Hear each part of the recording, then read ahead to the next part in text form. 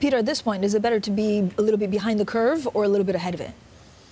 I think a little bit behind the curve, simply because everybody else is way behind the curve. So it makes sense for the Fed not to run too far ahead of everybody else because of the distortions that's going to impose on asset classes. But I think going back to the point about will the Fed give us 3 or 4 hikes, people saying hawkish. Frankly, I think we're all missing the point here.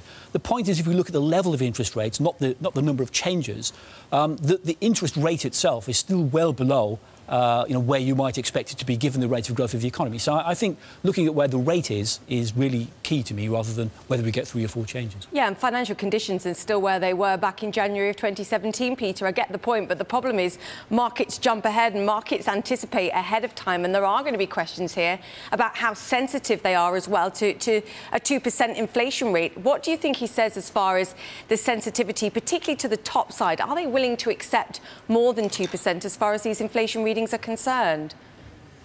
I think if we could get slightly more than 2% inflation for any sustained period of time, I think many people would be quite happy with that, because it would start to spill over into wages. It would start to make people feel a little bit better off. Inflation isn't really the problem for the US. It's not a problem for any major economy, really.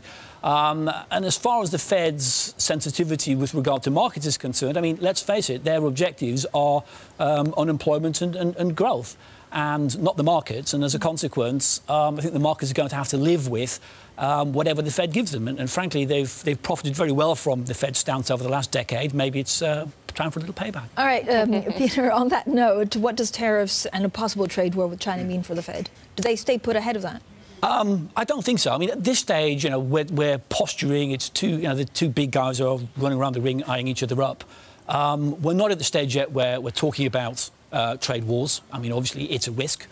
If it were to materialise, and if it were to be something which starts to impact upon the US economy more seriously, then I think the Fed can think about it. But let's face it, we've been here before.